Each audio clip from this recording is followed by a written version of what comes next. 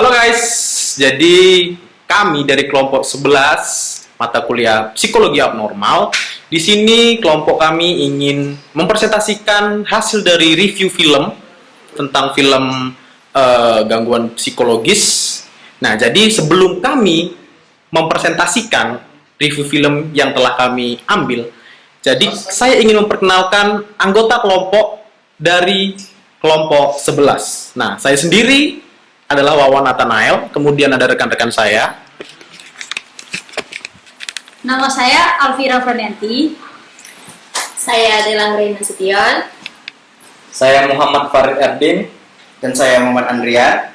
Dan saya Sandi Aditya Pradana. Halo, aku Fitra. Hai, nama saya Marco Salin Terbatas Mare-Mare. Nah guys, itu dia kawan-kawan atau anggota kelompok dari kelompok 11. Nah, kemudian kita akan langsung saksikan presentasi dari hasil review film Psikologi Abnormal kali ini. Berikut. Hai, saya di sini akan menceritakan sebuah film Split, dirilis pada tahun 2017. Mari kita lihat filmnya.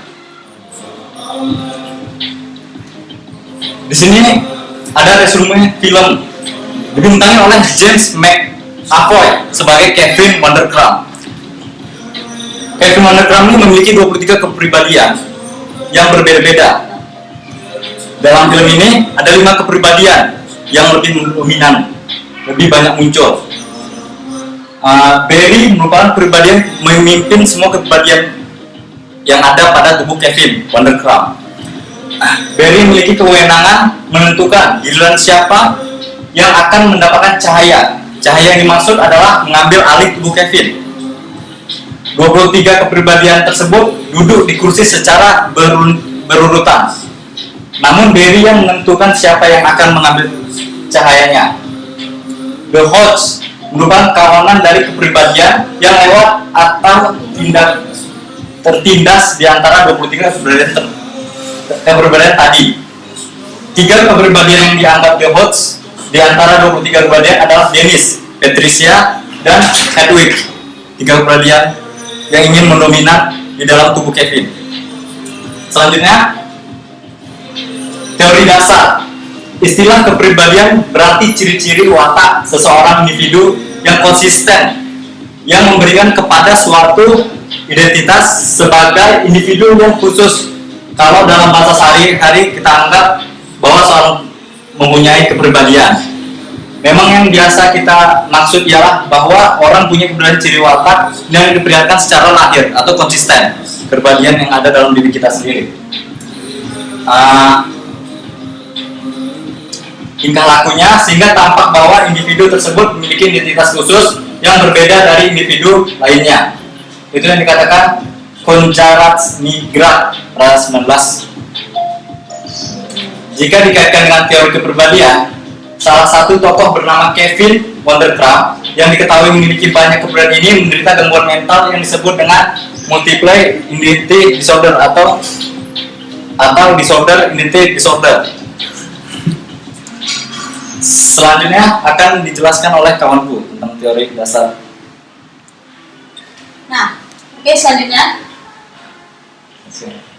Di sini menurut isi DSM 4TR bahwa kriteria untuk dissociative identity disorder sebagai berikut. Yang pertama, keberadaan 2 atau lebih si kepribadian tersebut. Nah, yang kedua, ada sekurang-kurangnya dapat 2 kepribadian di dalam tubuh si identitas yang dapat mengendalikan perilaku perilaku si individu tersebut. Lalu, yang ketiga, ada ketidakmampuan untuk mengirim informasi pribadi yang penting dalam tubuh si individu si utama. Nah, selanjutnya kita lihat. Nah, di sini ada menurut Sigmund Freud sama menurut si Howell. Nah, kita lihat dulu menurut si Sigmund Freud. Menurut si Sigmund Freud, dissociative identity disorder berhubungan dengan teori psikologi analisis yang mengatakan bahwa pikiran manusia dalam bawah alam sadar terbagi menjadi 3, yaitu id, ego, dan superego. Lalu keseimbangan hubungan antara id, ego, dan superego ini yang akan sangat mempengaruhi kepribadian seseorang suatu individu. Lalu apabila apabila keseimbangan ini tidak seimbang antara ego superego, maka akan terjadinya sesuatu sistem yang tidak beraturan dalam si tubuh individu tersebut. Contohnya itu pada apabila id lebih dominan dari ego dan superego, maka manusia hanya akan mengejar kenikmatan tanpa memperdulikan pantas, tidak pantas, atau boleh tidak bolehnya suatu kenikmatan itu tersebut dicapai. Lalu bila superego yang lebih dominan, maka manusia akan dikontrol oleh perasaan rendah diri dan akan mengalami banyak konflik. Lalu selanjutnya menurut si Howard, seseorang yang memiliki kepribadian ganda disebut dengan alter, yang dikatakan bahwa alter adalah istilah dominan, istilah yang digunakan untuk menunjuk pada kepribadian yang muncul dalam psikis manusia. Mereka dapat berbeda secara fisik seperti nada suara, postur, tubuh, ekspresi muka, sifat, serta penggunaan serta tata bahasa yang berbeda. Lalu selanjutnya, nah, akan ada simptom atau gejala yang muncul nih dalam si diri si Kevin ini. Maka mari kita bahas si simptom-simptom masing-masing yang berada dalam tubuh si Kevin. Kevin merupakan anak laki-laki yang memiliki 23 kepribadian dalam tubuhnya. Dia merupakan individu yang mengalami gangguan disosiatif identitas, sehingga dia tidak bisa mengontrol diri dia, mengontrol perasaan dia. Maka dari situ masuknya kepribadian lain dalam tubuh dia. Maka kita lihat si simptom yang ditunjukkan oleh Barry. Barry merupakan kepribadian pertama yang ada dalam tubuh si Kevin. Ia mengontrol semua tingkah laku si Kevin. Dia mengontrol cahaya-cahaya lain dari kepribadian lain. Dia adalah pemegang kunci cahayanya. Dia kontrol utama dalam tubuh si Kevin. Nah, Barry ini mempunyai karakter yang sangat ekstrovert. Dia seorang penata busana gitu. Sehingga dia itu dan dia merupakan karakter jamak dalam diri Kevin. Barry merupakan sosok yang sangat bijaksana, penyimbang dari karakter-karakter selainnya. Dan Barry merupakan satu-satunya karakter dalam diri Kevin yang rela dihilangkan dalam diri Kevin. Nah, dalam simptom si Barry ini, dia memiliki sifat yang bijaksana dan memiliki rasa tanggung jawab terhadap kepribadian lainnya. Sehingga dia mau dan rela dihilangkan dalam tubuh si Kevin agar si Kevin ini dapat sembuh biar dia bisa menjadi pribadi yang lebih baik lagi.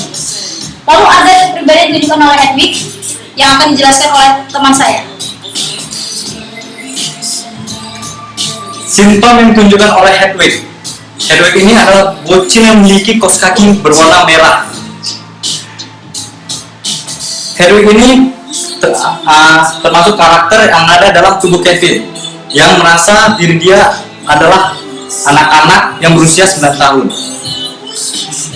Dia sangat patuh kepada Dennis dan menganggap Patricia sebagai ibunya, dan dia sangat takut dengan The Beast.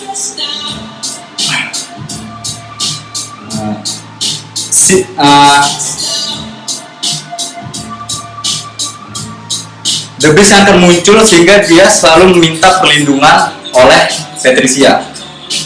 Selanjutnya ada Dennis yang akan dijelaskan oleh teman saya.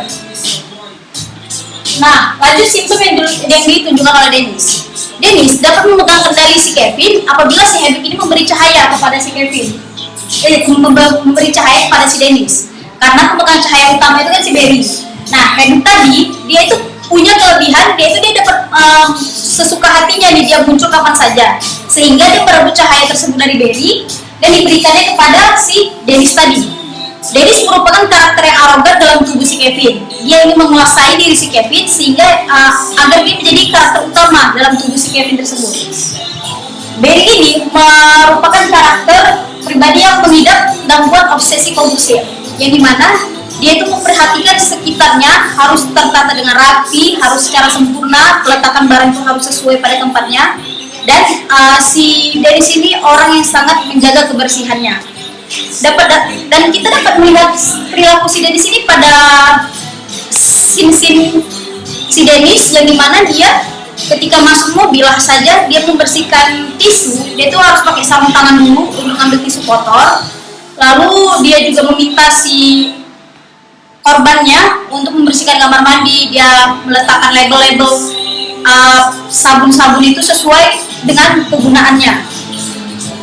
Nah, si Dennis ini merupakan pribadi yang sangat berkuasa pada tubuh si Kevin. Dia tuh orang yang arogan yang ingin menjadikan diri dia itu sosok utama, yang pribadi yang terkuat dalam tubuh si Kevin. Dia itu perfeksionis, dia tegas, dan dia fokus dengan tujuannya, dan suka ketertiban, mencari kesempurnaan, dan disiplin yang sangat berlebihan pada diri si Dennis ini. Lalu lanjut kepada simptom yang ditunjukkan oleh si Patricia. Nah, beda dari mereka semua, Patricia merupakan satu-satunya karakter perempuan dalam tubuh si Kevin. Ia memiliki sifat yang perfeksionis, serta Patricia ini juga punya sifat yang keibuan. Dia layaknya ibu bagi semua kepribadian lain dalam tubuh si Kevin. Dia layaknya ibu untuk Hedwig, layaknya ibu untuk Dennis dan lain-lainnya. Nah, Patricia ini menyukai kesempurnaan. Tadi itu dia perfeksionis, sehingga bisa kita lihat pada adegan ada pemotongan roti. Dia itu sangat perfeksionis dalam hal potong roti saja, itu tidak boleh ada yang geser. Maka saat potong roti, sisi potongannya tidak sesuai, maka Patricia langsung kesal serta meletakkan pisau dengan kerasnya di atas talenan. Nah, Patricia itu merupakan karakter wanita dalam diri Kevin. Dia sangat religius dan berpenampilan feminin. Nah, kesimpulan dari simptom yang ditunjukkan Patricia, ia merupakan kepribadian yang ingin terlihat cantik, religius, memiliki rasa simpati terhadap orang lain, dia ramah serta tegas. Nah, lanjut di sini ada simptom yang ditunjukkan oleh The Beast, yang dimana dia merupakan karakter lain dalam tubuh si Kevin, yang dia adalah karakter terakhir yang sudah direncana oleh si Hedwig, Dennis, dan Patricia ini untuk muncul. Nah, untuk simptom si The Beast maka akan dijelaskan oleh teman saya.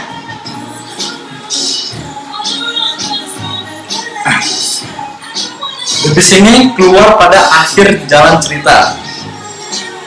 Nah, kesimpulan simptom yang ditunjukkan oleh The Beast ini adalah memiliki fisik yang kuat, kasar, memiliki kemampuan di atas rata-rata kepribadian lainnya.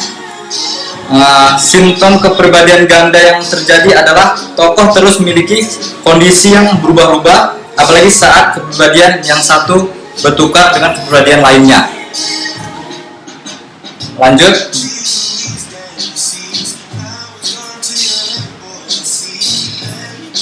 Penyebab munculnya kepribadian ganda yang dialami tokoh. Karena kurangnya kasih sayang di masa kecil, membuat Kevin memiliki trauma pada masa kecil. Ibunya sering memarahi saat ia berbuat salah atau tidak sesuai dengan keinginan ibunya. Hal tersebut menimbulkan ego-ego lain terbentuk, di mana akhirnya kepribadian baru mengambil alih tubuh Kevin untuk membuatnya terhindar dari rasa sakit akibat trauma tersebut. Namun dalam perjalanannya ada beberapa kepribadian yang tidak diinginkan justru muncul, malah membahayakan kepribadian utama atau lebih tepatnya tubuh dari kepribadian utama. Selanjutnya, kemudian ada penanganannya. Penanganannya akan dijelaskan oleh teman saya sendiri, Alvira Frayanti. Nah, untuk di penanganan ini, mereka mempunyai psikiater yang bernama Dr. Fletcher, yang dia mempunyai tugas memberikan psikoterapi nih kepada diri si Kevin untuk Kevin ini bisa sembuh dari 23 kepribadian ini. Nah, kami mengambil teori psikoterapi yang menurut Lewis, yang dimana psikoterapi adalah perawatan dengan menggunakan alat-alat psikologik terhadap permasalahan yang berasal dari kehidupan emosional, di mana seorang ahli secara sengaja menciptakan hubungan profesional dengan pasien yang bertujuan, yang pertama, menghilangkan, mengubah, atau menurunkan gejala-gejala yang ada, dan yang kedua, memperantarai perbaikan pola tingkah laku yang terganggu, dan ketiga, meningkatkan pertumbuhan serta mengembangkan kepribadian positif. Nah, si Dr. Fletcher ini dia sudah menjalankan tugasnya untuk membantu si Kevin. Namun si kepribadian-kepribadian lain itu kepribadian-kepribadian lain yang dominan tadi seperti si Dennis, si Patricia, mereka menolak untuk disembuhkan, menolak bahwa untuk si Kevin ini sembuh dari kepribadian-kepribadian karena mereka ingin melindungi si Kevin agar Kevin tidak menjadi orang yang disosiatif lagi, agar Kevin tidak menjadi orang yang dikucilkan, sehingga Kevin ini bisa tumbuh jadi orang yang pemberani, menjadi orang yang satu-satunya orang yang dapat ditakuti oleh orang lain. Nah, sekian presentasi review film dari kami untuk mata kuliah psikologi normal ini. Maka dari itu kami ucapkan terima kasih. Assalamualaikum warahmatullahi wabarakatuh.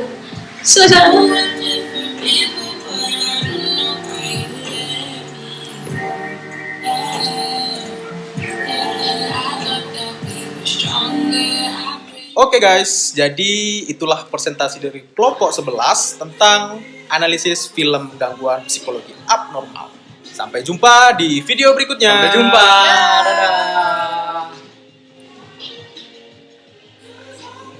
Dadah. Dadah, see you.